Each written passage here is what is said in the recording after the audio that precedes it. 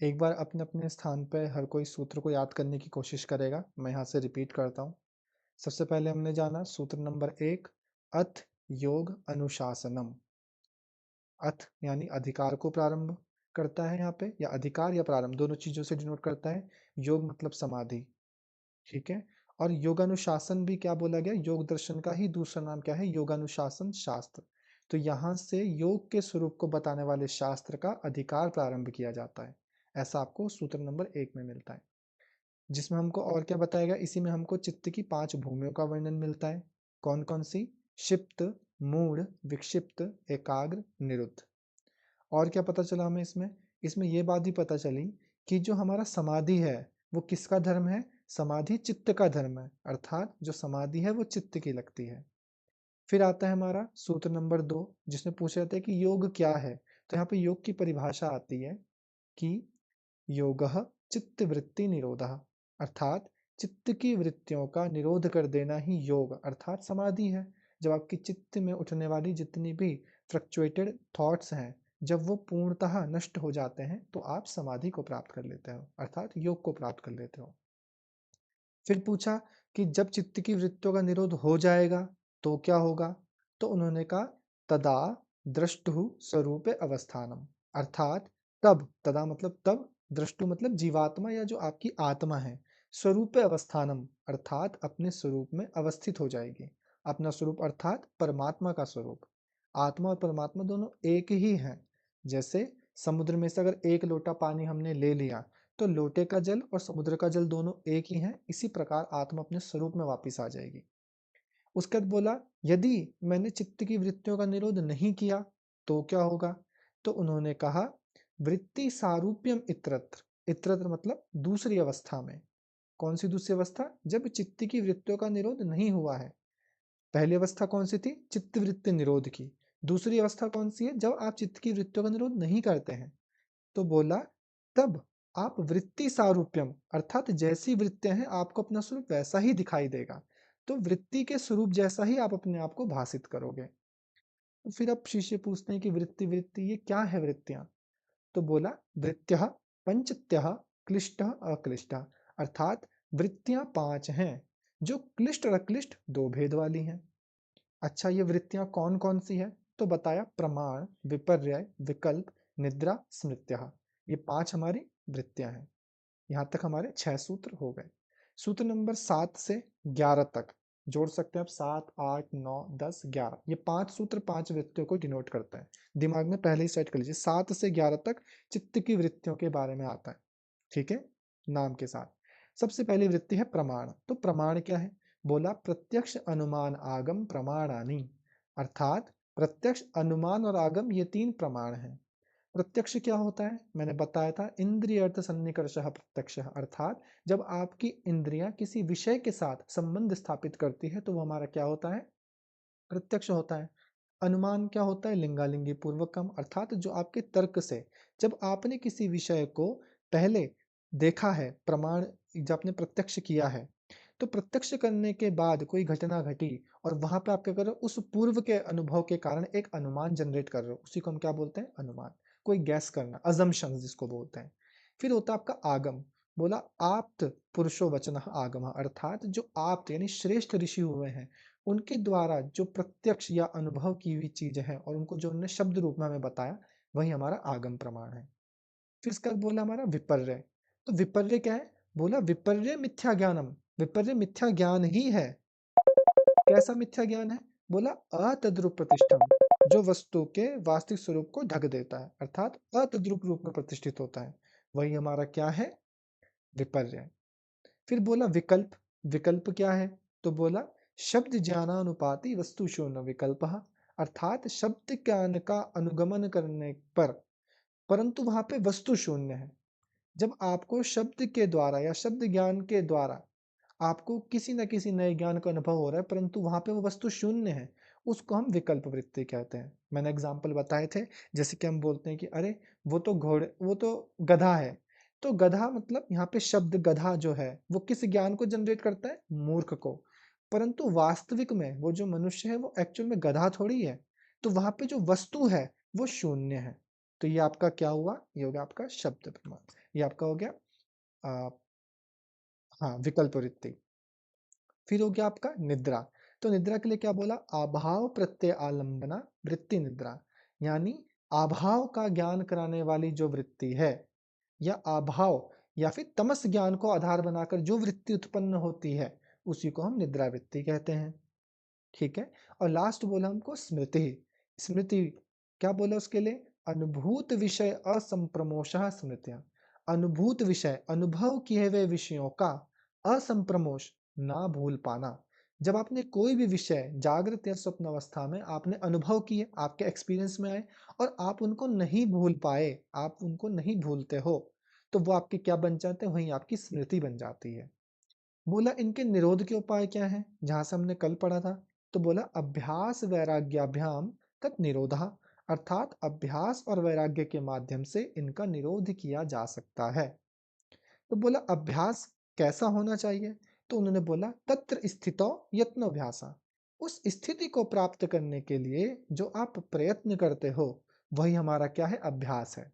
तो महर्षि व्यास जी बोलते हैं कौन सी स्थिति, बोलते हैं चित्त की प्रशांत वाहिता स्थिति। प्रशांत वाहिता स्थिति अर्थात जिसमें रज और तम की जो मात्रा है, या रज और तम जो गुण है, वो पूर्ण रूप से समाप्त हो जाते हैं, उनसे रहित जो चित्त की स्थिति है, वो है प्रशांत वाहिता स्थिति। ठीक है। फिर हमको बोला कि अभ्यास कैसा होना चाहिए। पहले क्या बोला, अभ्यास क्या है, फिर बोला अभ्यास कैसा होना चाहिए। तो उन्होंने बोला स तु, वह अभ्यास तो दीर्घकाल, लंबे समय तक, निरंतर्य, कॉन्टिन्यूस, सत्कार सेवितो, यानी सत्कार से सेवित किया हुआ, सेवन किया हुआ या ग्रहण किया हुआ होना चाहिए। तभी क्या करेगा, दृढ़ भूमि, आपकी भूमि या चित्त की अवस्था को दृढ़ करेगा। तो यहाँ पे महर्षि व्यास जी सत्कार के अंदर 4 चीजों का वर्णन करते हैं। कौन कौन सी, तप, ब्रह्मचर्य, विद्या और श्रद्धा। तप अर्थात द्वंद्वों को सहना तप है। ब्रह्मचर्य अर्थात ब्रह्म के जैसा आचरण करना, या अपने जो इंद्रियां हैं उस पर संयम करना।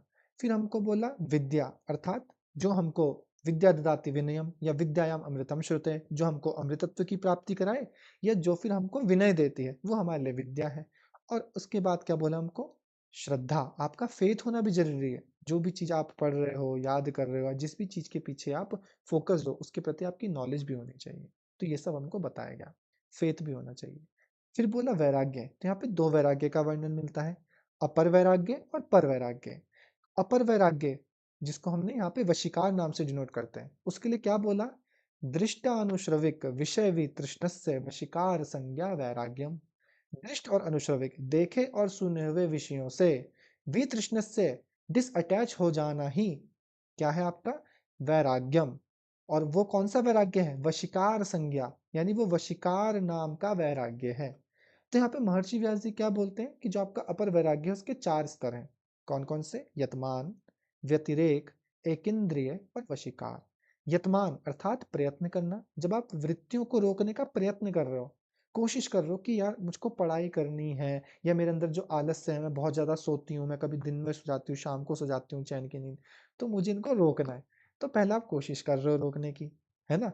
दूसरा है कि भैया व्यतिरेक अर्थात पृथक पृथक करना, कि मैंने इन वृत्तियों पे काम कर लिया है, इन वृत्तियों पे काम चल रहा है, और इन वृत्तियों पे काम करूंगी, है ना। एक ही साथ तो सब चीजें नहीं छूटती हैं, तो वो होता है व्यतिरेक। फिर होता है एकेंद्रिय अर्थात उत्सुकता का बने रहना, आपने पदार्थों को छोड़ तो दिया, परंतु फिर भी क्या है, आपके अंदर उसको ग्रहण करने की एक उत्सुकता बनी हुई है, उसको हम क्या बोलते हैं, व्यतिरेक। और लास्ट हमारा वशीकार, जहाँ पे इंद्रियों पे पूर्णतः नियंत्रण हो जाता है। फिर बोला परवैराग्य क्या है, तो बोला तत्परम पुरुष ख्याते गुणवय तृष्णाम। उस पर वैराग्य में पुरुष ज्ञान हो जाने पर, जीवात्मा का ज्ञान हो जाने पर हमें गुणों से भी डिसअटैचमेंट हो जाती है, वही हमारा क्या है, पर वैराग्य। अब इसके बाद हमको बताया गया संप्रज्ञात समाधि, जिसमें बोले संप्रज्ञात समाधि के कितने भेद हैं, 4 भेद हैं। कौन कौन से, वितर्क, विचार, आनंद, अस्मिता, रूप अनुगमात संप्रज्ञात। वितर्क मतलब स्थूल विषयों का साक्षात्कार होना, या स्थूल विषयों पर नियंत्रण हो जाना। विचार मतलब सूक्ष्म विषयों पर, जिनको हम बोलेंगे पंच तन्मात्राएं, उन पर नियंत्रण जाना। आनंद मतलब हलाद या सुख का जो आनंद होता है, विषयों को ग्रहण करने के बाद जो आपकी इंद्रियां सुख को ग्रहण करती है, उस पे कंट्रोल या नियंत्रण, या उस पे साक्षात्कार हो जाना। और लास्ट हो गया आपका अस्मिता, यानी मैं के भाव का, जब आप मैं के भाव से भी ऊपर बढ़ जाते हो, उसका भी साक्षात कर लेते हो कि ये मैं है क्या, उसको हम बोलते हैं संप्रज्ञात समाधि। तो यहाँ तक हमने जाना। किसी को यहाँ तक कोई प्रश्न जिन्होंने कल पढ़ा था? फिर हम आगे बढ़ते हैं। नहीं? चलिए, अब आ गया आपका सूत्र नंबर 18। ये हमारा बताता है किसको?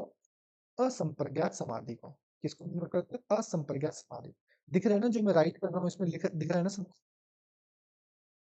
ठीक है। तो बोला विराम प्रत्यय अभ्यास पूर्व संस्कार शेषो अन्य। ठीक है, वो तोड़ के पढ़ेंगे। विराम प्रत्यय अभ्यास पूर्व संस्कार शेषो अन्य।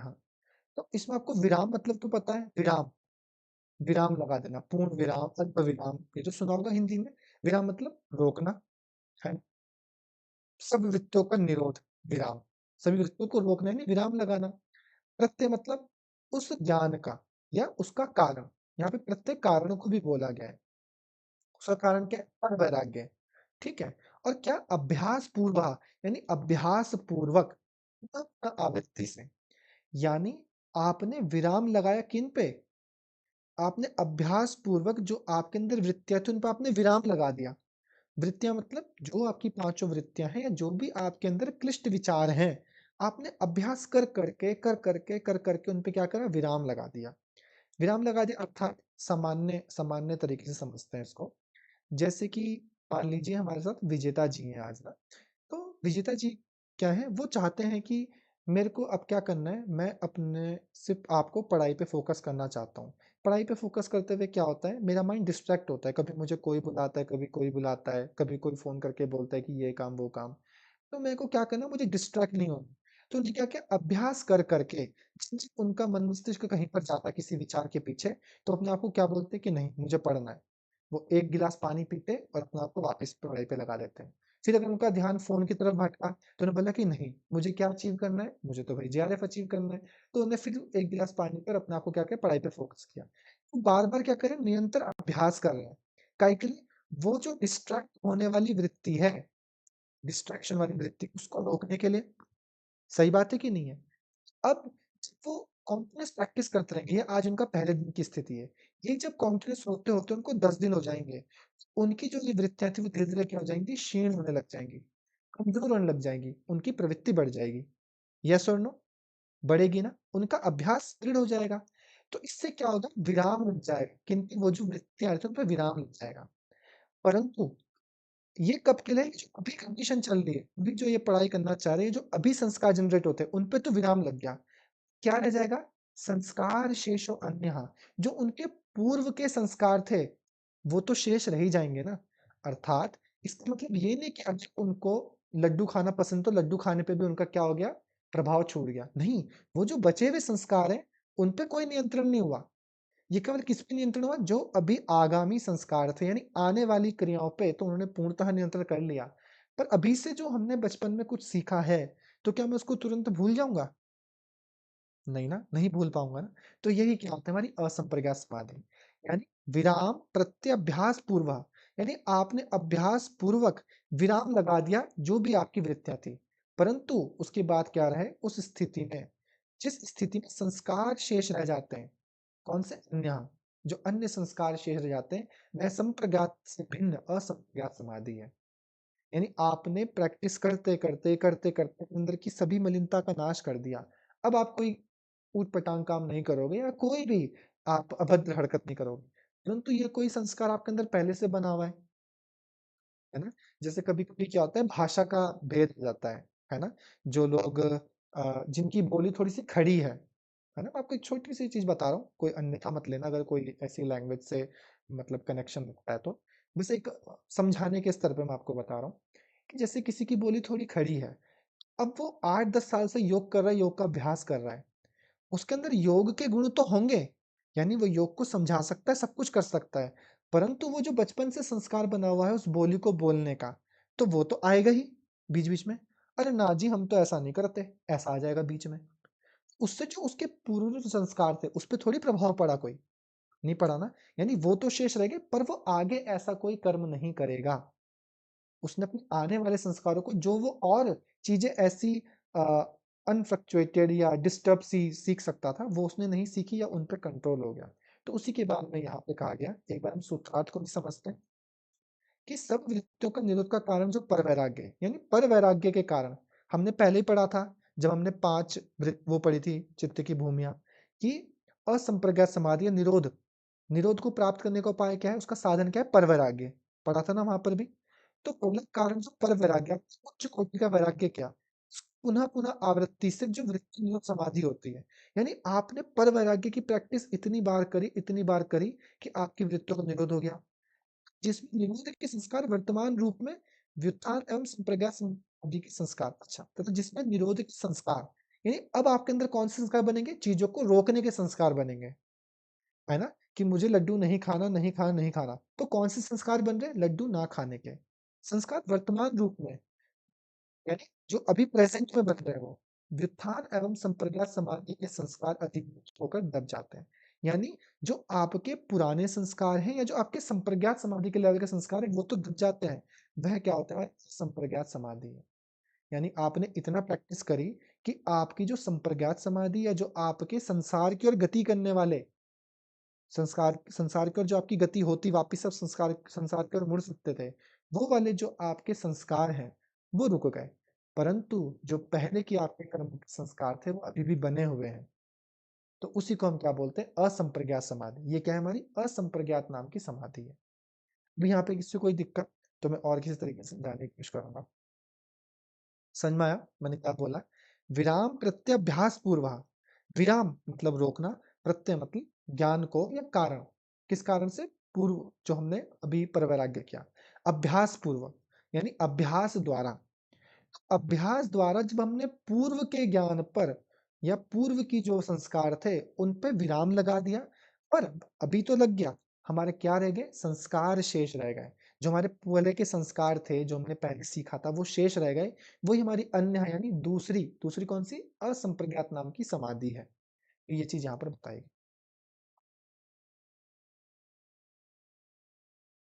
तो संप्रज्ञात समाधि में संस्कार नहीं रहते, असंप्रज्ञात में रहते हैं। नहीं नहीं नहीं, अब संप्रज्ञात समाधि में तो हम खाली मटेरियलिस्टिक चीजों पे कंट्रोल कर पा रहे हैं ना। देखो अच्छा। संप्रज्ञात से ऊपर है असंप्रज्ञात, ये नाम से आपको अच्छा। लग रहा होगा जैसे अपर वैराग्य और पर वैराग्य है ना, नहीं नहीं, ये थोड़ा सा उसका उल्टा है। देखो पहले मैं आपको यहाँ भी करता हूँ, एक है अपर वैराग्य, एक है पर वैराग्य। अपर वैराग्य है ना, ये संप्रज्ञात का लेवल है।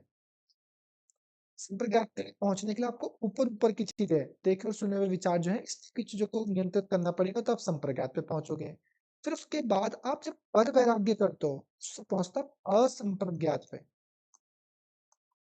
संप्रज्ञात मतलब संप्रज्ञा अर्थात बुद्धि के साथ, जब आप तर्क पूर्वक, तो बुद्धि किसका गुण है, जब हम प्रकृति पुरुष को जानते हैं, है ना, प्रकृति के साथ जब पुरुष का संबंध होता है तो उसमें जो हमारी क्या होता है, विक्षेप उत्पन्न होता है, तो पहले क्या निकलता है, महत, महत ही तो बुद्धि है। तो ये बुद्धि किसका गुण है, तो प्रकृति का गुण है, तो यहाँ पे संप्रज्ञात मतलब यहाँ के लेवल पर, समझ लो। तो यहाँ पर आपने क्या क्या चाहिए, वितर्क यानी पंचमहाभूत स्थूल चीजों पे आपने कंट्रोल किया, फिर विचार सूक्ष्म पंच तन्मात्राएं शब्द स्पर्श रूप रस गंध उन पे कंट्रोल किया, फिर उनसे मिलने वाला सुख, पदार्थ को ग्रहण करने का जो सुख मिलता था, जो उस रस से भी भिन्न था संस्कार जनित, उस पे नियंत्रण किया, और लास्ट में अस्मिता पे। तो यहाँ तक तो हुई आपकी संप्रज्ञात समाधि। अब उसके ऊपर असंप्रज्ञात को आपने क्या किया, अभ्यास करते करते अपने कर्मों को ही शांत कर दिया, जो आप और कर्म कर सकते उनको पूरा शांत कर दिया, पर जो पहले के कर्म किए थे उसके संस्कार तो बचे हुए, यहाँ पे तो है ही है, अभी के भी हैं, बाद के भी हैं। अभी यहाँ पे आप कहाँ तक पहुंचे, ज्ञान के लेवल पे यहाँ तक पहुंचे कि मैं अलग हूँ, प्रकृति से भिन्न मैं कुछ हूँ, आप बस इस नॉलेज तक पहुंचे ज्ञान के साथ। एक टाइम पे आपको ज्ञान को भी तो छोड़ना पड़ेगा ना, उस ज्ञान का भी तो त्याग करना पड़ेगा, ज्ञान भी तो कहीं ना कहीं आपके लिए बाधा बनेगा। तो जब आप उस ज्ञान को पर वैराग्य के द्वारा उस ज्ञान का भी त्याग करना स्टार्ट करते हो, तो आप पहुंचते हो असंप्रज्ञात समाधि पे, यानी जहां पर बुद्धि भी नहीं है, असंप्रज्ञात, जहां पे आप बुद्धि के साथ नहीं हो, बुद्धि से परे हो, क्योंकि बुद्धि तो प्रकृति का गुण है। जब उससे भी परे होकर ज्ञान का भी त्याग करके ऊपर बढ़ते हो, वो होती है आपकी असंप्रज्ञात समाधि। समझ लो, यस नो, हाँ हाँ, ठीक है। ठीक है। अब यहाँ पे बताई गई जो कि असंप्रज्ञात समाधि है ना, इसके दो भेद बताए गए। पहला है भाव प्रत्यय, दूसरा है उपाय प्रत्यय। कौन कौन सा बोलेंगे? भाव प्रत्यय और उपाय प्रत्यय। याद रखो ये किसके? असंप्रज्ञात समाधि के दो भेद हैं। ठीक है। देखो यहाँ पे लिखा हुआ भी है ना, मैंने ग्रीन से मार्क कर रखा है। वह असंप्रज्ञात समाधि दो प्रकार की होती है, एक उपाय प्रत्यय और दूसरी भाव प्रत्यय।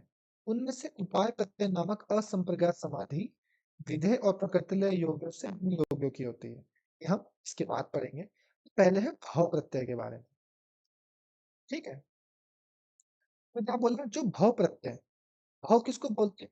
हे भावन, हे प्रभु हमको भव सागर से पार कर दो। भाव अर्थात संसार,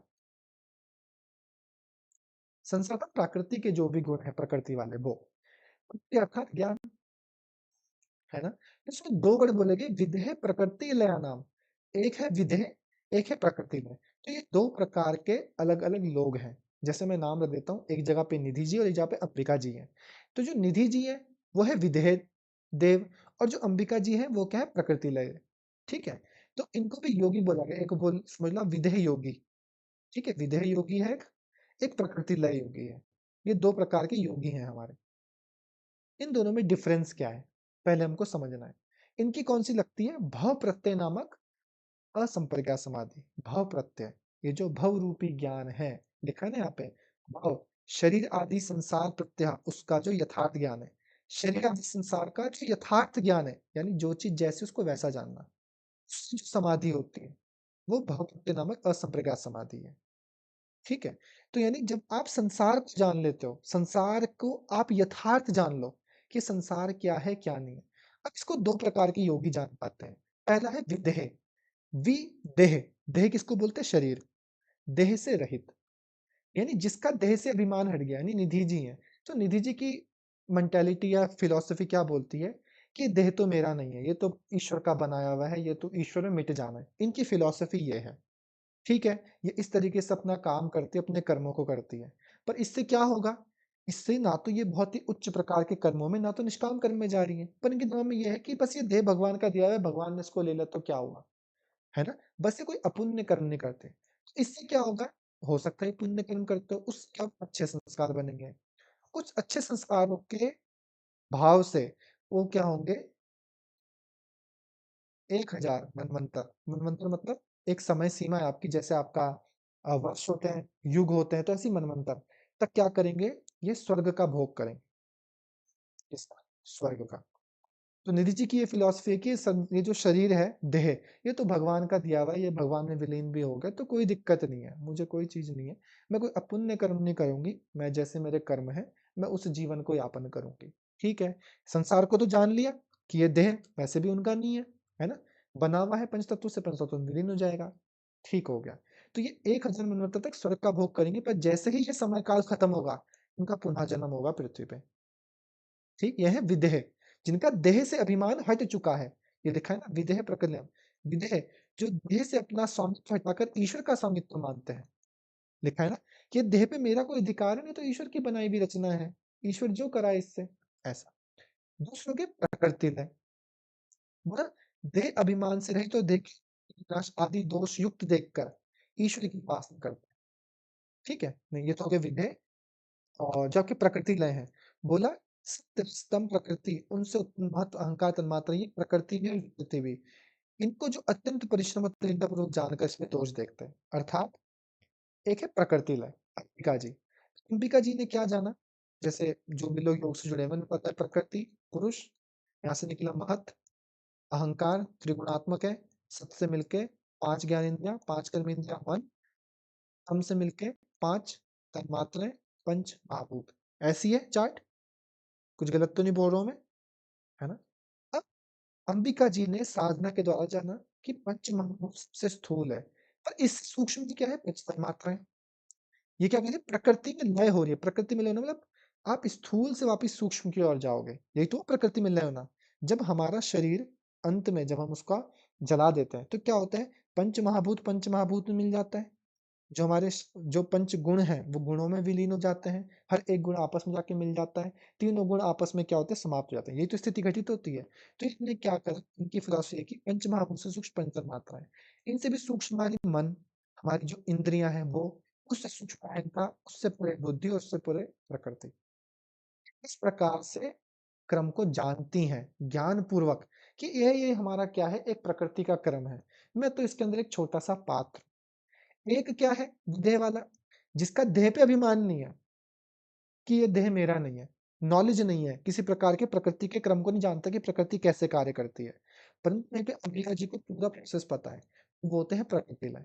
तो इनके पास थोड़ा ज्ञान है, तो ये हो सकता है ये जिए 10,000 मनवंतर तक, स्वर्ग का भोग करेंगे।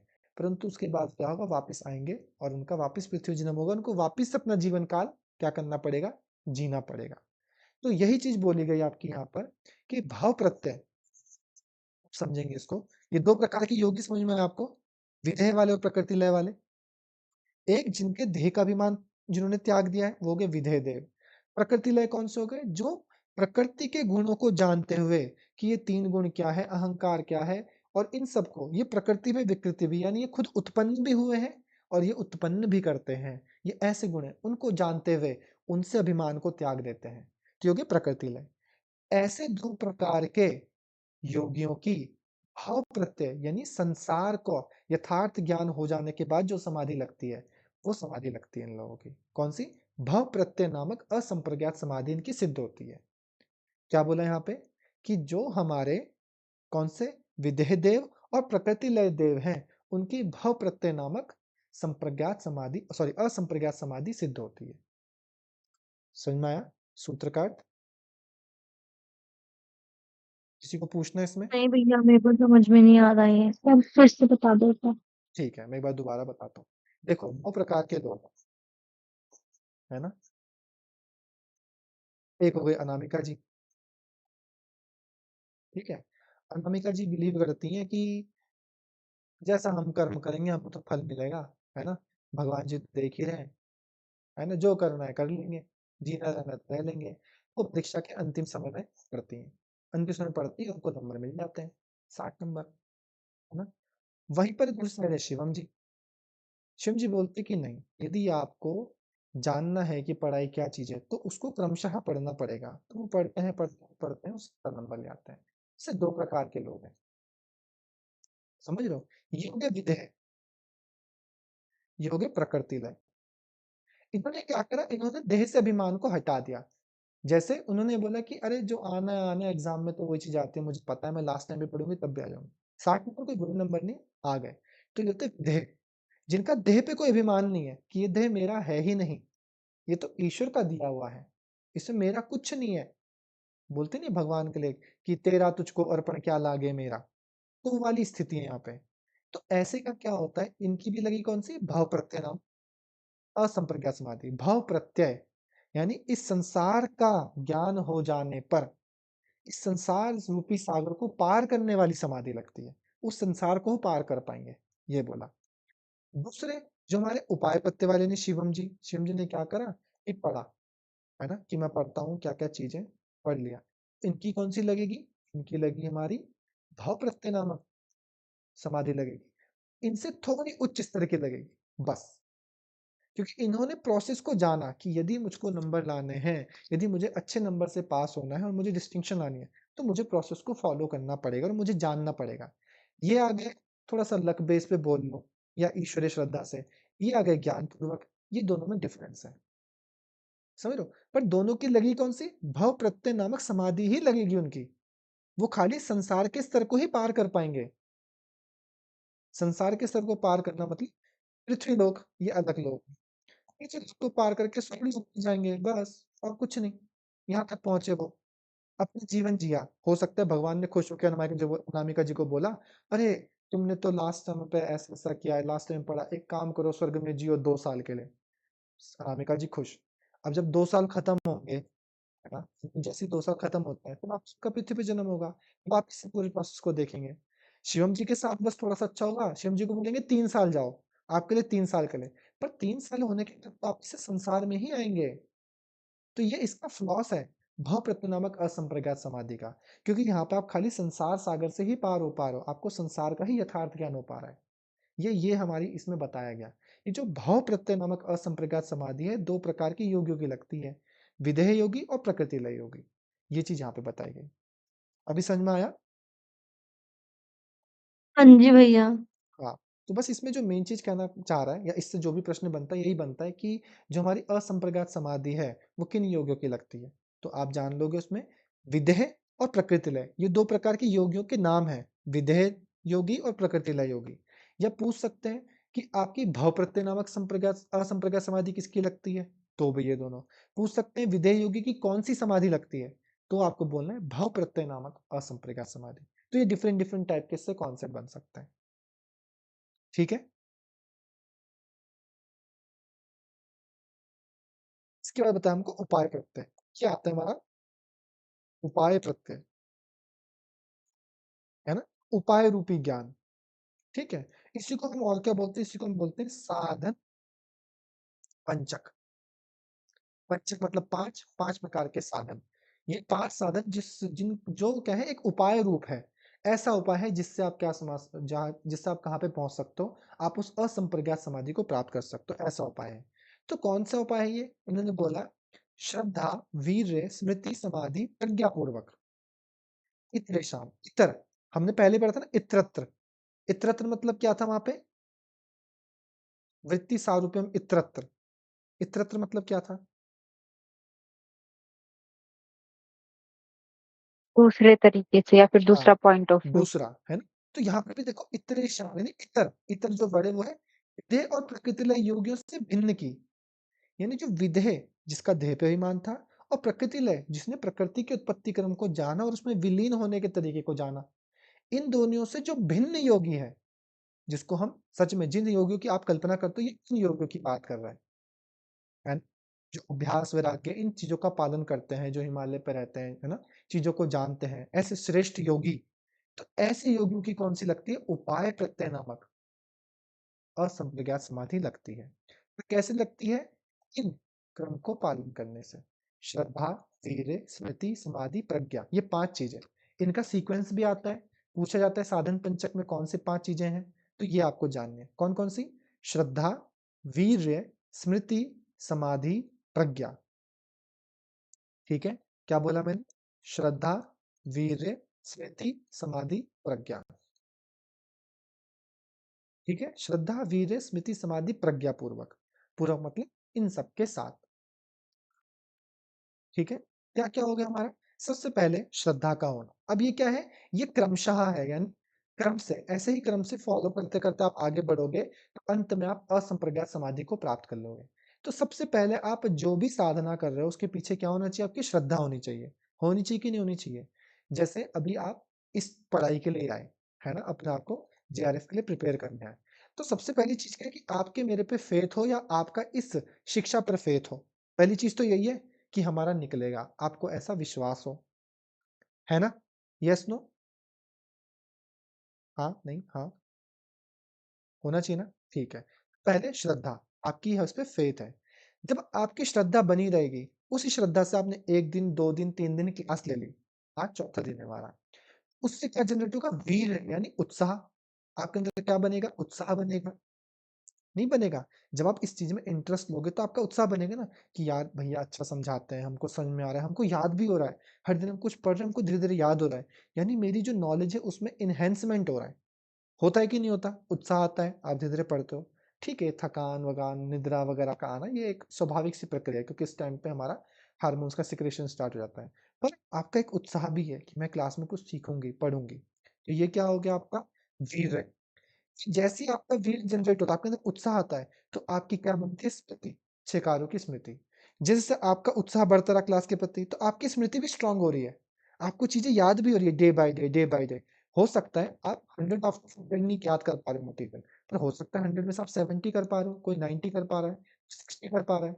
पर जो उनका प्रीवियस लेवल था उससे तो ऊपर भी है, उससे तो ऊपर ही है, तो उससे क्या बनती है, उसी प्रकार की एक सात्विक स्मृति बनती है। उस स्मृति से पहुंचते हैं समाधि, और उससे पहुंचते हैं प्रज्ञा। समाधि मतलब वहां सब समाधि के स्तर पहुंचते हो, और फिर जाके आपको ऋतंभरा प्रज्ञा की प्राप्ति होती है। कौन सी ऋतंभरा प्रज्ञा? जो केवल सत्य ज्ञान को ग्रहण करती है। इस प्रकार से क्रम से चलते चलते चलते चलते चलते आप कहाँ तक पहुंचते हो? असंप्रज्ञात। कौन सी असंप्रज्ञात? उपाय प्रत्यय नामक असंप्रज्ञात समाधि को प्राप्त करते हो। ये चीज यहाँ पर बताई गई।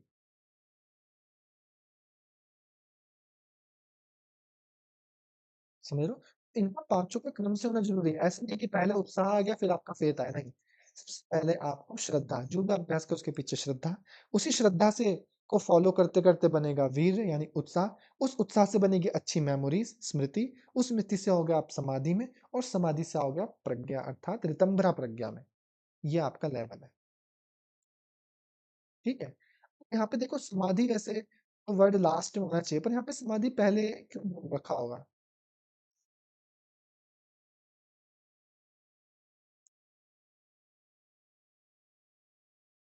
समाधि तो भैया वैसे प्रज्ञा का मतलब क्या होता है? प्रज्ञा मतलब होती है बुद्धि। पर यहाँ पे जो प्रज्ञा ये बोला गया ऋतंभरा प्रज्ञा, भरा, ऋत मतलब होता है सत्य, सत्य को ग्रहण करने वाली बुद्धि, ऐसी बुद्धि आएगी। अब पहले समाधि उसका ऋतंभरा प्रज्ञा, तो देखो लिखा है ना ऋतंभरा प्रज्ञा पूर्वक, है ना? ऐसा क्यों बोला गया? पहले समाधि आ गया बाद में ये आ गया।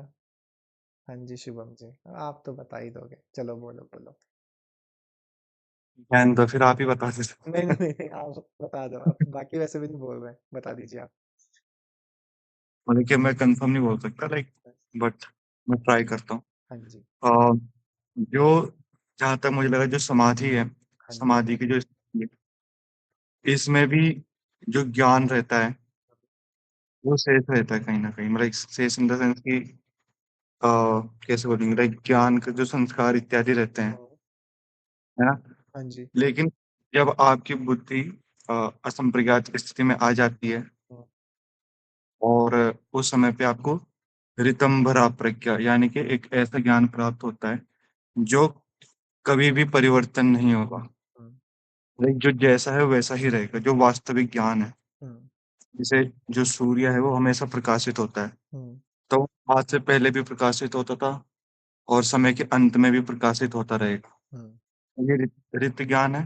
तो जो ऐसा ज्ञान हमें प्राप्त होता है जो कभी परिवर्तित नहीं होता, मे बी वो स्थिति बोल रहे हैं, हाँ। तो इसलिए समाधि से बाद में प्रज्ञा को रखा है। अगर सही हूं तो ठीक है, हाँ, नहीं तो ऐसा ही है, लगभग ऐसा ही है ना? मैं थोड़ा-सा और बस डिटेल कर देता हूँ इसको। बात सही कही यहाँ पे। यहाँ पे देखो समाधि की जब बात करिए आप नीचे देखोगे तो एकाग्रता बोल रखा है। तो यहाँ पे समाधि का मतलब उच्च लेवल की समाधि नहीं है। समाधि कहाँ स्टार्ट हो जाती है? आपकी एकाग्रता के लेवल पे समाधि स्टार्ट हो जाती है। जिन्होंने चित्त की भूमियों को अच्छे से पढ़ा है ना? वहीं पे संप्रज्ञात समाधि लगती है। तो यहाँ पे जो समाधि का लेवल है संप्रज्ञात का है। समझ रहे हो? संप्रज्ञात के लेवल पे समाधि है, यानी एकाग्रता। मैंने बताया था समाधि का मतलब तो आता है समाहितम इति समाधि, यानी जब आप पूर्ण रूप से समाहित हो जाओ किसी चीज पे, यानी एकाग्र हो जाओ, तो वहीं से समाधि स्टार्ट हो जाती है। अब उस एकाग्रता की भी सीमा है ना, एक लेवल है। तो जब मैक्सिमम लेवल पे पहुंच जाओगे, ऐसी एकाग्रता आ जाएगी जहां पे किसी भी प्रकार के किसी विषय वस्तु या किसी प्रकार के आप वृत्ति से परेशान ही नहीं हो रहे हो, आप फ्लक्चुएट ही नहीं हो रहे हो, आपका ध्यान ही नहीं भटक रहा है, तो वो हो जाएगी उच्च लेवल की समाधि, जिसको हम असंप्रज्ञात बोलते हैं। पर स्तर तो यहीं से स्टार्ट हो गया ना, एकाग्र होने से ही। तो इसीलिए यहाँ पे जो समाधि बोली गई वो कौन सी बोली गई? संप्रज्ञात नाम की एकाग्रता वाली समाधि बोली गई। अब इस समाधि के बाद प्रज्ञा क्यों बोला गया हमको? यहाँ पे बोली गई ऋतंभरा प्रज्ञा। अब दो चीजें होती हैं, जो एक है सत्य, सत्य भी सत्य है और ऋत भी सत्य है। पर इन दोनों सत्य पे एक छोटा सा डिफरेंस है, ये मैंने एक टीचर से जाना था, मेरी अपनी नॉलेज नहीं है। ठीक है। एक सत्य होता है आपका कॉन्सेप्चुअल, एक होता है आपका एब्सोल्यूट। अंतर समझ तो आप, एक कॉन्सेप्चुअल ट्रुथ है और एक एब्सोल्यूट ट्रुथ है।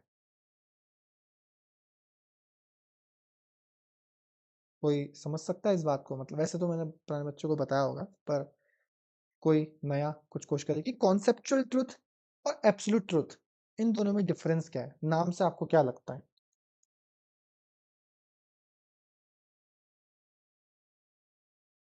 नहीं, नो वन, कोशिश भी नहीं करना चाहता है।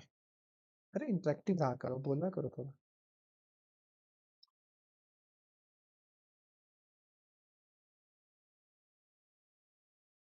चलिए, कोई बात नहीं।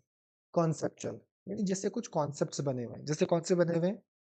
हम इस संसार में, ये हमारे माता हैं, ये हमारे पिता हैं, ये भाई है, ये स्थिति है, ये संसार है। ये आपको कॉन्सेप्ट बना के दे रखे हैं ना।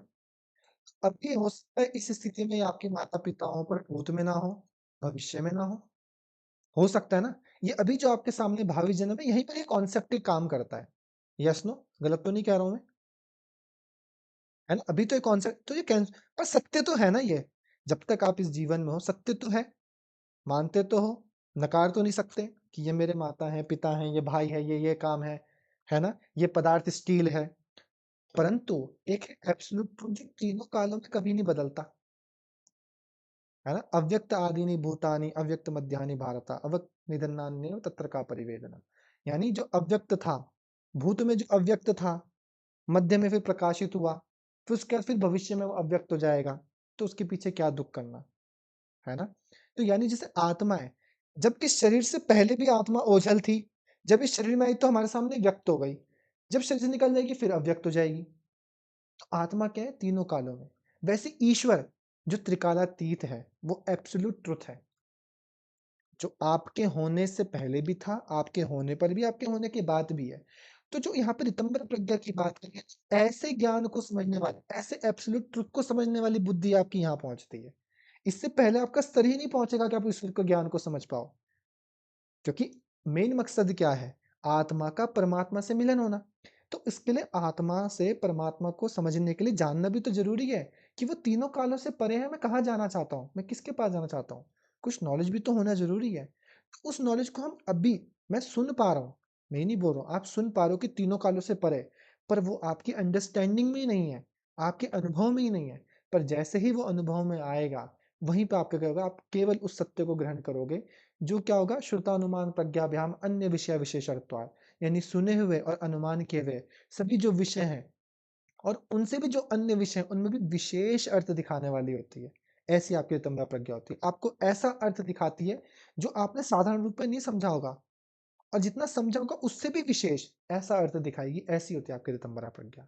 तो जैसा शुभम जोशी जी ने कहा कि हाँ, ऐसा ही है कि एक लेवल पे आप उस संप्रज्ञा समाधि को टच करते हो, उसके बाद आप उससे ऊपर लेवल पे जाते हो। तो यही बात यहाँ पे है। पर अब जाके जब आप उस लेवल पे पहुंचते हो, तब जाके आप उस ईश्वरीय ज्ञान को समझने वाले होते हो। तब जाके आपके अंदर निर्बीज की अवस्था होती है, क्योंकि जब आत्मा परमात्मा में विलीन हो जाएगी, तो उसके अंदर वापस से कोई संस्कार जनरेट हो ही नहीं सकता। तब जाके वो निर्बीज की स्थिति में पहुंचता है, जब वो उस तत्व को जानता है। समझ में आया? तो इसलिए यहाँ पे बोला गया कि जो हमारी ये असंप्रज्ञात समाधि है, कौन सी उपाय बतने वाली, इन 5 चीजों को फॉलो करने से मिल सबसे पहले श्रद्धा, श्रद्धा से बनेगा वीर्य, उससे बनेगी स्मृति, उससे समाधि, कौन सी? एकाग्रता वाली संप्रज्ञात लेवल पे, उससे पहुंचोगे आप प्रज्ञा यानी ऋतंभरा प्रज्ञा के लेवल पे। फिर आप उस असंप्रज्ञात लेवल की समाधि को प्राप्त कर लोगे। ऐसा यहाँ पे बताएगा। ठीक? Yes no?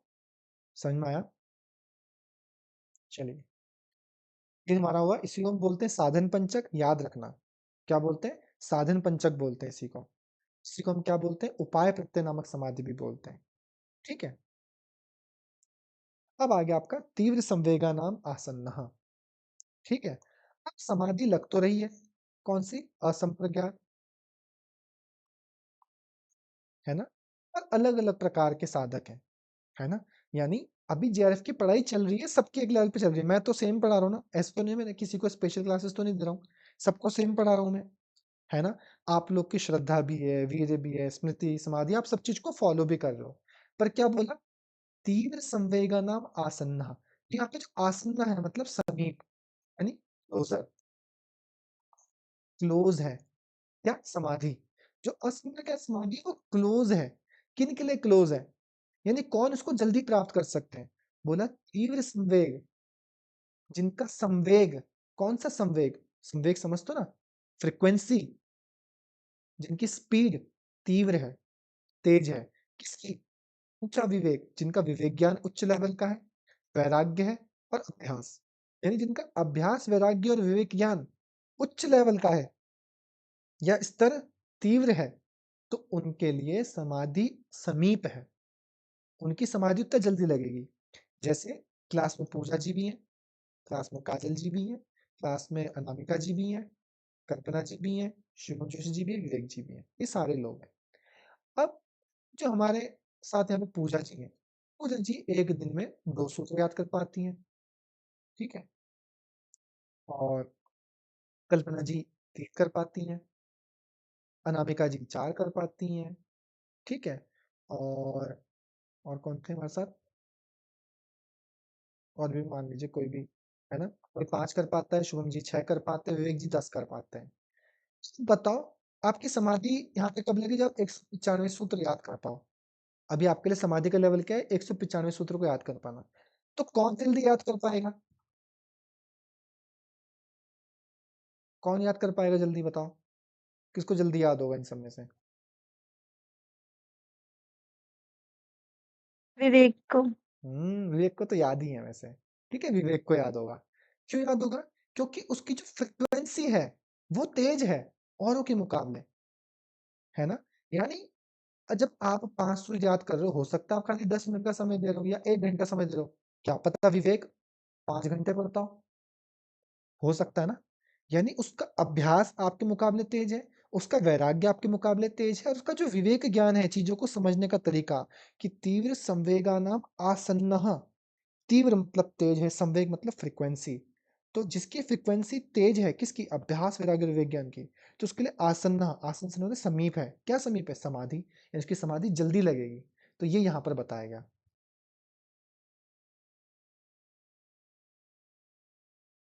समझ में आया? तीव्र संवेगानाम आसन्नः, यानी जिनका संवेग तीव्र है, उनके लिए समाधि पास है। आप लोग पानी पी लीजिए, फिर मैं इसको कंटिन्यू करता हूँ। 2 मिनट का ब्रेक लेके फटाफट से पानी पी लो और यहाँ तक अगर किसी को कुछ पूछना है तो पूछ सकता है।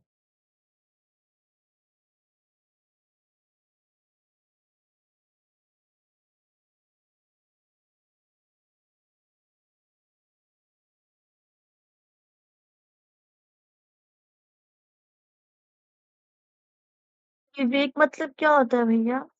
विवेक ज्ञान, विवेक मतलब जब आपके अंदर ऐसी स्थिति आती है कि आप ये समझ पाओ कि सही क्या है, गलत क्या है, मुझे क्या फैसला करना चाहिए, है ना? जैसे योग सूत्र में बोला गया है, तारकम सर्व विषयम सर्वथा विषयम अक्रमम च विवेकज ज्ञानम।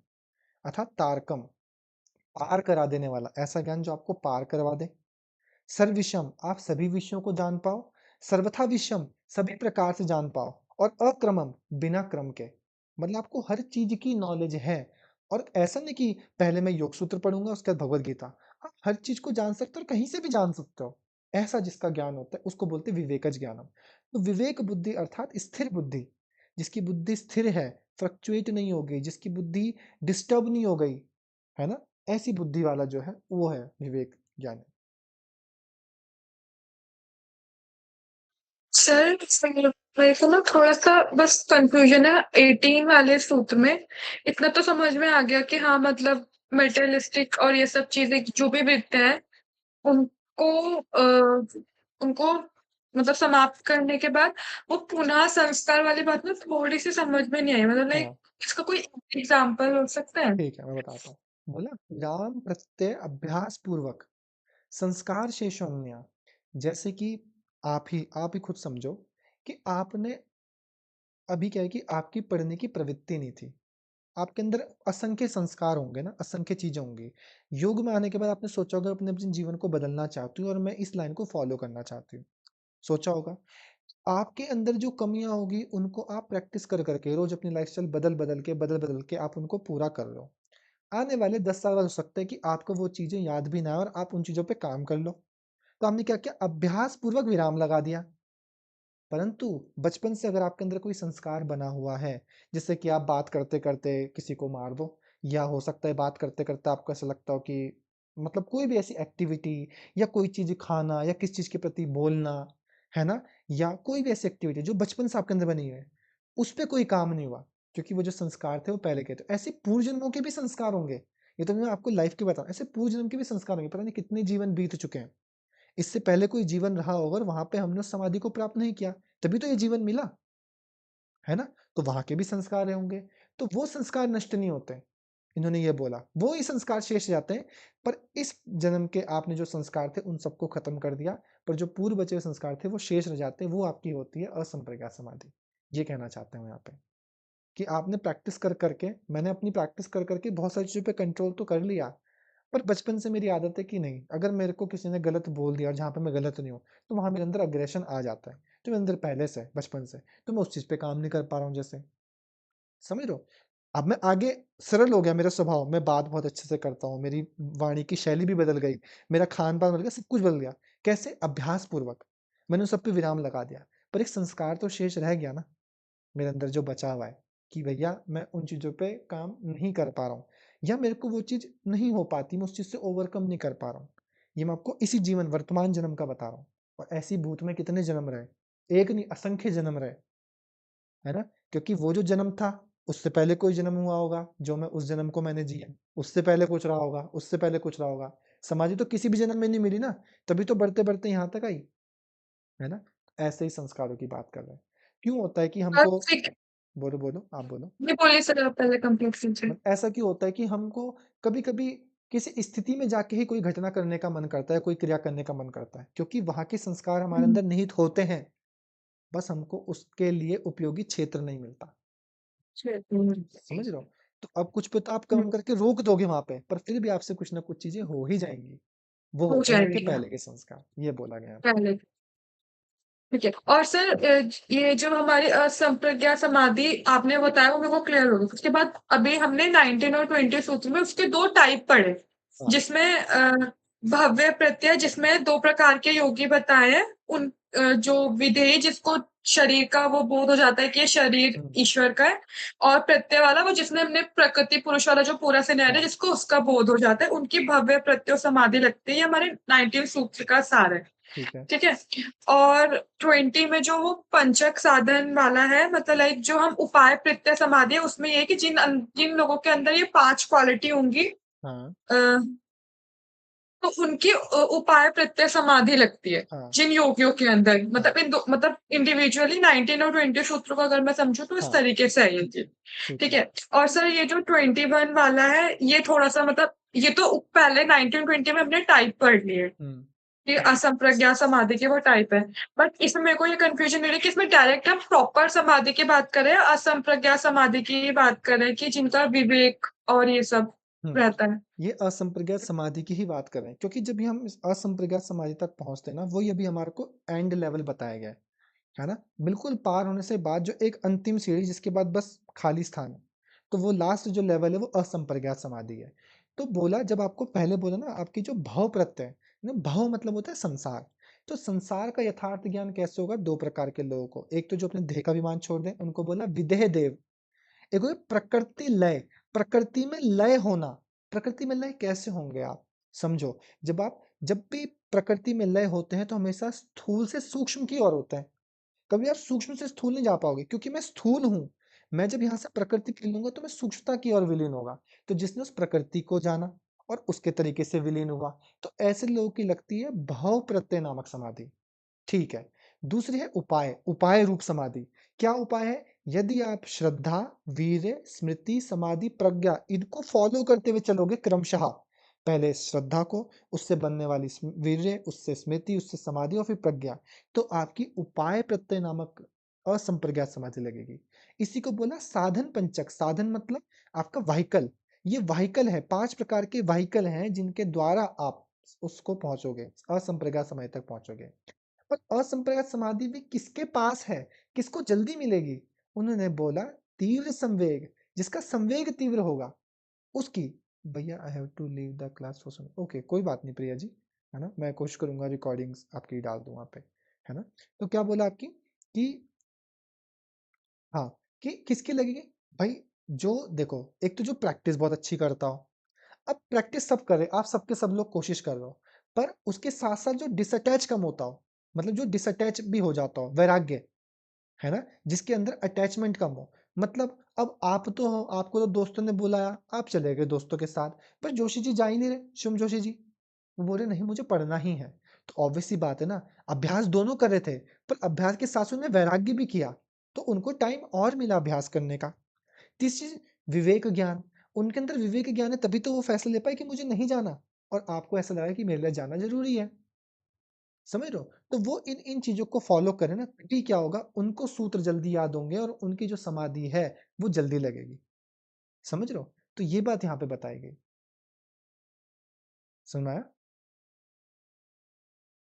लिखा हुआ है ना यहाँ पे, देखो, समाधि लाभः समाधि फलम च भवति, यानी तीव्र विवेक वैराग्य वाले योगियों को समाधि की प्राप्ति और समाधि का फल अतिशीघ्र प्राप्त होता है।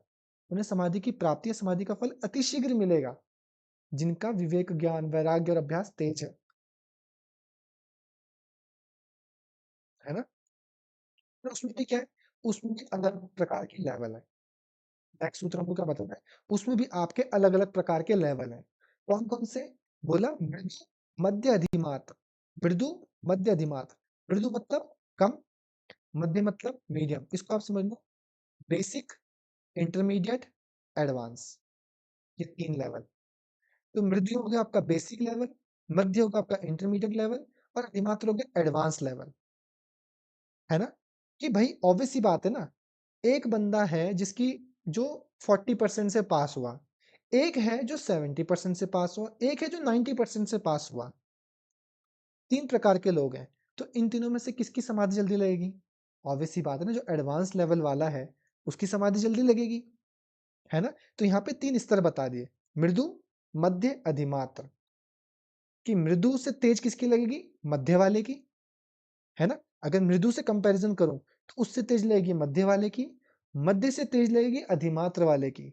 और बोला कि तत् अपि विशेषा, अपेक्षा करें तो ऊंचे वैराग्य वाले अभ्यासों लोग की शीघ्र समाधि लाभ और समाधि प्राप्त होता है, यदि किसी का उनसे भी ऊंचा है।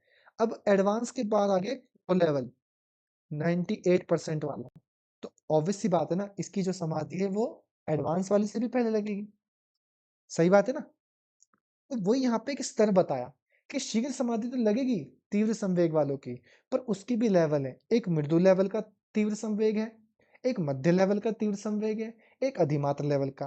पर ततो अपि कोई यदि उनसे भी अधिक विशेष है, समझ रहे हो, विशेष, कोई अगर उनसे भी अधिक विशेष है तो उसकी और जल्दी लगेगी समाधि।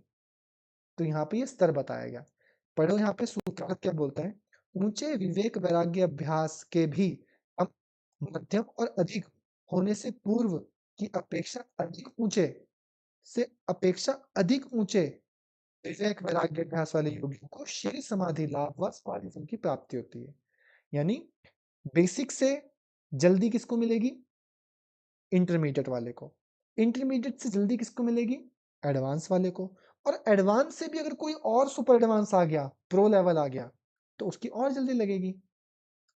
है ना? इसी क्लास में कोई बच्चा ऐसा हो जिसने पहले से भी प्रिपरेशन कर रहे हो, पहले सब कुछ याद हो, उसको ये चीजें और जल्दी समझ में आएगी ना, सीधी सी बात है। तो वो यहाँ पर ही बताया गया। पहले तो बोला कि भाई समाधि उसके समीप है जिसका विवेक वैराग्य तेज है, पर उस विवेक वैराग्य तेज होने का भी लेवल है। किसी का विवेक वैराग्य कम लेवल पे तेज है, किसी का मध्य लेवल पे, किसी का इंटरमीडिएट एडवांस, और किसी का सुपर एडवांस। तो ये हमको 4 स्तर बताएगा यहाँ पर। है ना? ये आप सामान्य जीवन में भी देखो, सामान्य जीवन में भी ऐसा ही है ना? इस क्लास में भी सब लोग एक लेवल के थोड़ी हैं कि सभी विशेष ही हैं या सभी मध्य लेवल पे अधिमात्री है। किसी को थोड़ा लेट समझ में आएगा, किसी को और लेट समझ में आएगा, किसी को उनसे और जल्दी समझ में आएगा। कोई तो बस मैं बोल रहा हूँ और बस याद ही होता जा रहा होगा, कोई ऐसा भी बिल्कुल जीनियस होगा। होगा ना? ऐसा नहीं कि समाधि लगेगी नहीं, मतलब लगेगी, अपने अपने स्तर पे लगेगी। बस आपको क्या बढ़ाना है? आपको सूर्य समझ में आ रहा है, आपको अपना अभ्यास वैराग्य और विवेक ज्ञान बढ़ाते रहना है। जैसे जैसे बढ़ता रहेगा वैसे वैसे आपके लिए वो जो समाधि है या जीआरएफ है वो पास आता रहेगा, आपके पास आता रहेगा, दूर नहीं जाएगा, पास ही आएगा। ठीक है? ये यहाँ पे बताया गया। किसी को इस सूत्र में कोई दिक्कत नहीं? पक्का? है ना? ठीक है। अभी हमने असंप्रज्ञात समाधि को प्राप्त करने का उपाय पढ़ा, है ना? तो जब हम वहां से चलते हुए आए तो हमारा प्रश्न क्या बन रहा था कि भैया हमारी अभ्यास क्या है, वैराग्य क्या है, समाधि क्या है, ये पूछा छात्र ने। फिर बोला कि जो हमारी समाधि है उसके प्रकार बताए वहां पे कि भैया जो हमारी भव प्रत्यय उपाय प्रत्यय नामक समाधि लगती है। तो पूछा कि उसका उपाय क्या है? उन्होंने बोला कि उपाय पंचक जब आपको बताया, साधन पंचक जब आपको बताया, तो बोले श्रद्धा, वीर्य, स्मृति, समाधि, प्रज्ञा पूर्वक, यदि आप इनका पालन करोगे तो आप असंप्रज्ञात समाधि को प्राप्त कर सकते हो, है ना। अच्छा, और किसको प्राप्त होगा? तो उन्होंने बोला कि जिसका वेग तीव्र होगा उसको प्राप्त होगा। तो हर किसी को? उन्होंने बोला नहीं, उसका भी लेवल है, मृदु, मध्य, अधिमात्र, और यदि कोई उससे भी विशेष है तो उसको और जल्दी मिलेगी। उसने बोला ठीक है। अब जैसे आप भी बोल रहे हो कि ठीक, पर आपको अभी पता नहीं चल रहा है कि यार मैं कर भी पाऊंगा, नहीं भी कर पाऊंगा, तो क्या है? तो उन्होंने पूछा कि ये देखो, क्या इन तीन संवेग आदि से ही शीघ्र समाधि होती है, अथवा इसकी सिद्धि में कोई अन्य उपाय भी है या नहीं? कि क्या ये तीव्र संवेग ही है क्या जिससे हमको समाधि मिलेगी? क्या इसके अलावा कोई अन्य उपाय नहीं है?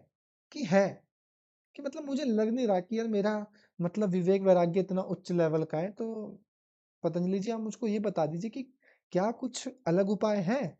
क्योंकि आपका लक्ष्य क्या है? जैसे अभी तो आपको जेआरएफ लगता है ना, जेआरएफ। मैं बोले कि सर मैं बार-बार तो पढ़ नहीं पाती, मेरे पे रिवीजन का समय नहीं मिलता, तो मतलब मैं कैसे करूँ? मैं पढ़ने के लिए बैठ नहीं पाती। आपका प्रश्न ये है कि मैं पढ़ने के लिए बैठ नहीं पाती, मैं कैसे निकालूँगी जेआरएफ? क्या कोई और उपाय है? बोला ठीक है, अगर नहीं पढ़ पाते तो आप छोटे-छोटे नोट्स बना के रखो, और जब-जब आपको समय मिले अपनी कॉपी खोल के, अपने फ़ोन खोल के उन नोट्स को देखो, थोड़ी देर रिवाइज़ करो, बस खत्म। जब आपको टाइम मिले तो अपना वॉइस नोट खोल के या अपने कैमरा खोला और वहाँ पे उसको एज़ इट इज़ सुना दो, अपने पास रिकॉर्ड करके रख लो। ताकि जब आपको फ्री टाइम मिले आप उसी को सुन सको वापस से, है ना। यानी आप पढ़ाई के टच में रहो। तो मैंने ऐसा तरीका बता दिया, कोई ऑल्टरनेट बताया ना मैंने। तो उन्होंने भी बोला कि क्या कोई अन्य उपाय है? मैंने बोला, हाँ जी है। क्या है? ईश्वर प्रणिधानाद्वा, यानी ईश्वर प्रणिधानाद्वा। तो यहाँ पे द्वा नहीं है, द्वा मतलब दूसरा नहीं, ईश्वर प्रणिधानात्, प्रणिधानात् वा, यानी अथवा। अथवा आप क्या कर सकते हो तीव्र संवेग के अलावा? आप ईश्वर प्राणिधान हो जाओ। क्या हो जाओ? ईश्वर प्राणिधान हो जाओ। तो यहाँ पे ईश्वर प्राणिधान के लिए क्या बोलते हैं कि सर्व क्रियाणाम परम भाव अर्पणम और तत् फलम संन्यासः। ये दो बातें मिलती है कि ईश्वर प्राणिधान है क्या। हमको लगता है ईश्वर प्राणिधान मतलब ईश्वर को समर्पित हो जाओ, भगवान मैं तुझे दूध चढ़ाऊंगा, भगवान मुझे पास करा दो, भगवान ये चढ़ा दूंगा, सोने की छत्र चढ़ा दूंगा, ऐसा कर दूंगा, मैं तो भंडारा करवा दूंगा। क्या ये हो गया ईश्वर प्राणिधान? उनमें नहीं। बोला सर्व क्रियाणाम परम गुरावर्पणम, अर्थात आपके जितने भी कर्म हैं, जो भी आप क्रिया करते हो, उस सब क्रियाओं को ईश्वर को समर्पित कर दो।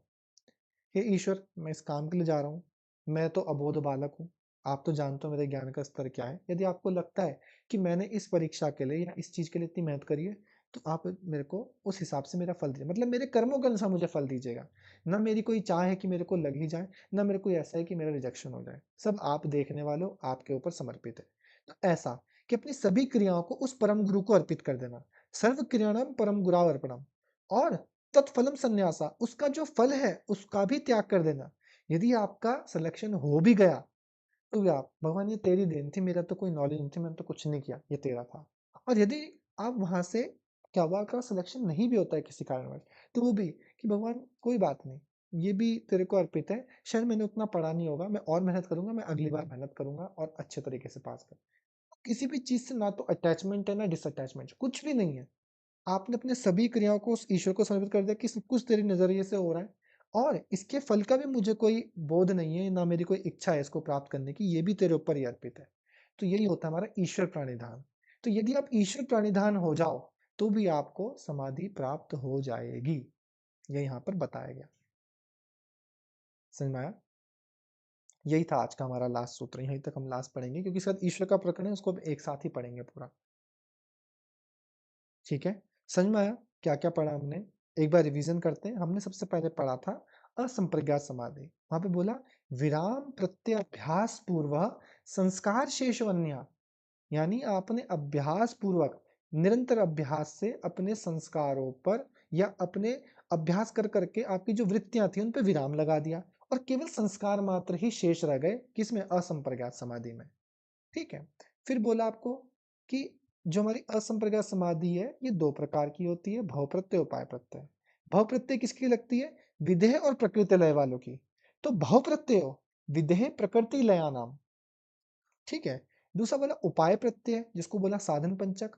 तो 5 चीजें याद रखना, श्रद्धा, वीर्य, स्मृति, समाधि, प्रज्ञा पूर्वक, इतरेषाम। ठीक है, 3 तो लड़कियों के नाम ही है इसमें। सबसे पहली श्रद्धा, फिर बीच में स्मृति और लास्ट में प्रज्ञा।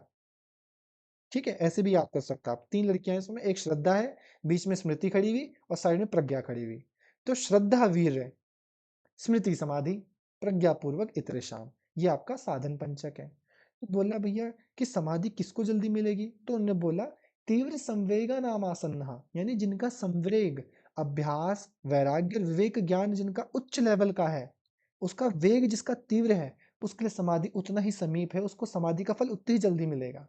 पर उसमें भी स्तर है जी। कौन कौन सा? मृदु, मध्य, अधिमात्र, त्वात। उनमें से तत्व अपि विशेषा, कोई और अधिक विशेष हो तो उसको और जल्दी समाधि मिलेगी।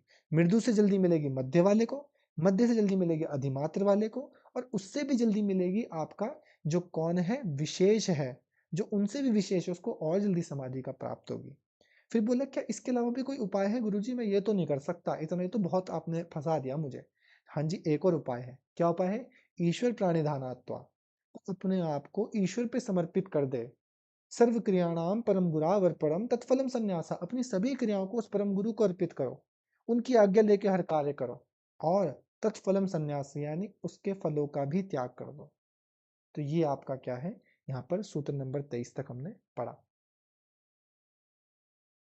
इसके बाद पूरा आपका ईश्वर का प्रकरण स्टार्ट होगा। यहाँ पर आपको एक नया वर्ड मिल गया ईश्वर, तो उसके बारे में पूरी चर्चा मिलेगी।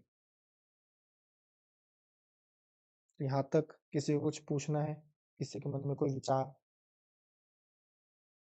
यहाँ तक सर हमारी असंप्रज्ञात समाधि का डिस्क्रिप्शन था, मतलब कि हाँ क्या है और कैसे प्राप्त कर सकते हाँ जी, तभी तो इसका नाम समाधि पा दिया, क्योंकि स्टार्टिंग में ही समाधि का वर्णन मिल गया। अब देखो ना, आपको समाधि बता दी कि ऐसी ऐसी है ना।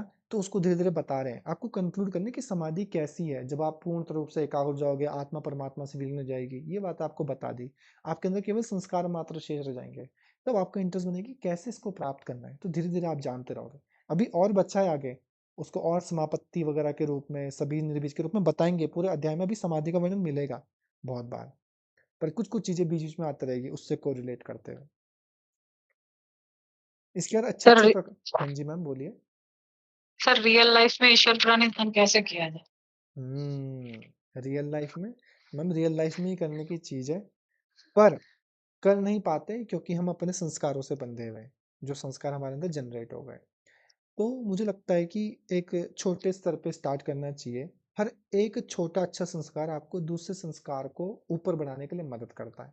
सबसे पहले एक छोटी हैबिट जो आपको लगता है कि शायद मुझे ये अपनी लाइफ में ऐड ऑन करना चाहिए।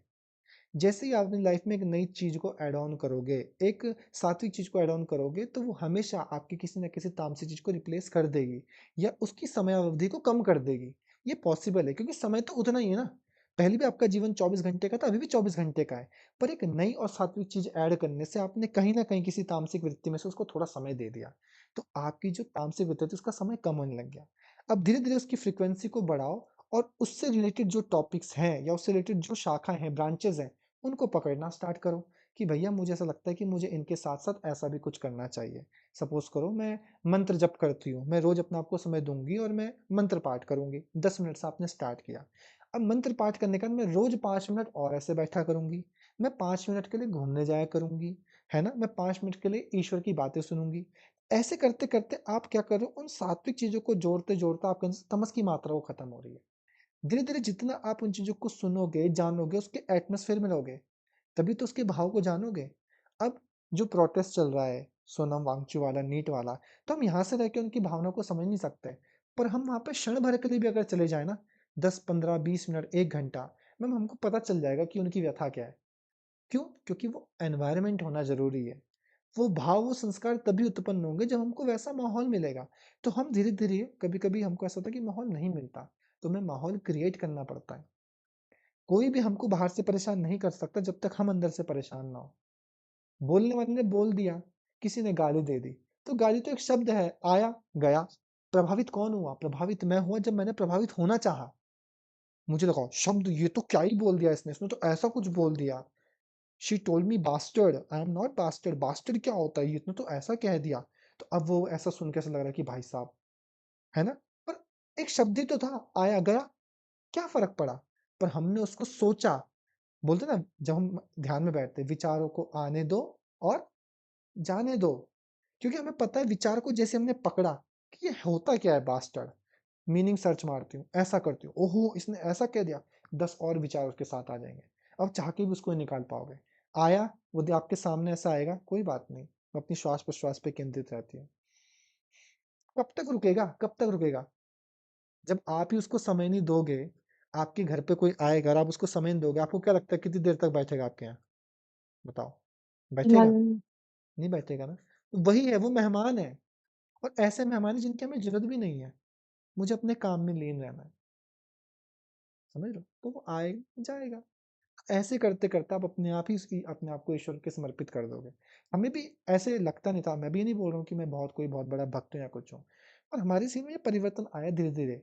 ये फिलॉसफी हमको जोड़ती है। स्पिरिचुअलिटी मतलब, मैं सबको बोलता हूँ, स्पिरिचुअलिटी मतलब घंटी बजाना नहीं है। स्पिरिचुअलिटी मतलब ये है अध्यात्म का ज्ञान होना। अध्यात्म है क्या? अध्यात्म भी एक धर्म है जो हमारे चित्त के अंदर रहता है। स्पिरिचुअल कोर, वो सात्विक सात्विक प्रधान जो हमारी स्थिति है चित्त की, उस तक पहुंचना ही हमारा मेन पर्पस है। मैं वहां तक पहुंचू तो सही। मैं जब साफ कमरे में एक बार बैठ के तो देखूं कि लगता कैसे है। जब बैठ के देखूंगा तभी तो वहां का आनंद पता चलेगा, है ना? वही हमको करना है, धीरे धीरे करके अपने स्तर को बढ़ाना है। एक ही साथ आप सोचो कि कल सुबह उठूं और परिवर्तन हो जाए, ऐसा नहीं हो सकता। मैंने बताया ना कि मोटिवेशन नहीं, कंसिस्टेंसी।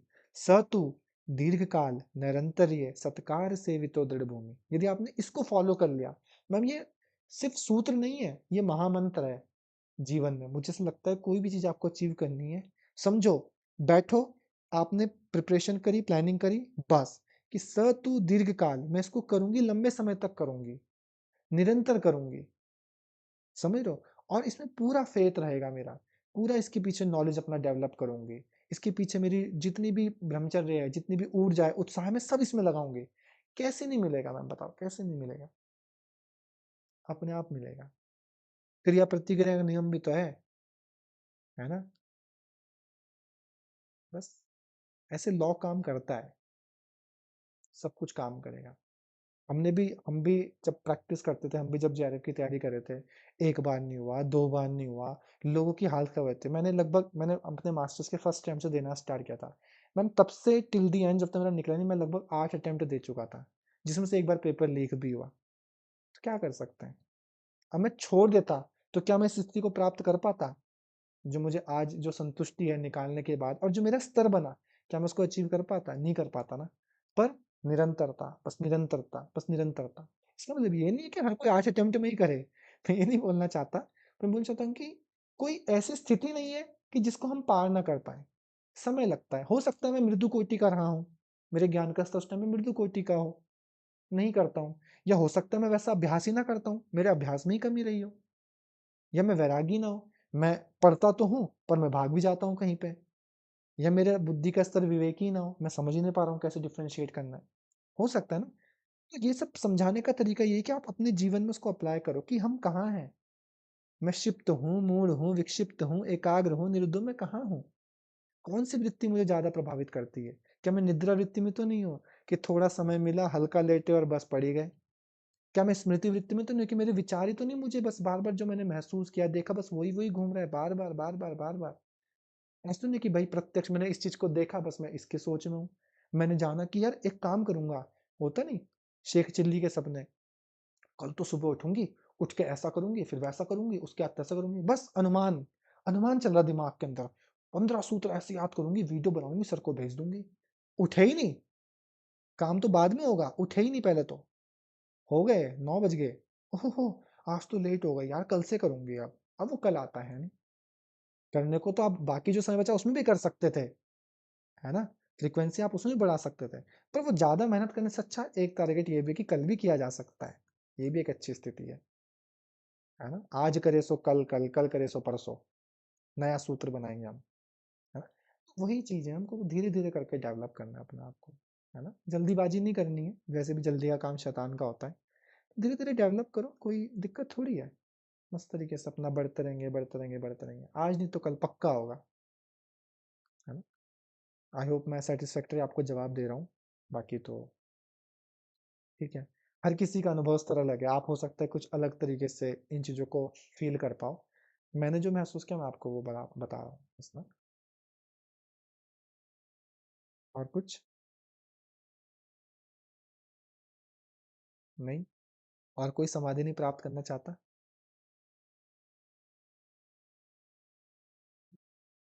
ठीक है, अच्छा है नहीं करना चाहता, इससे बढ़िया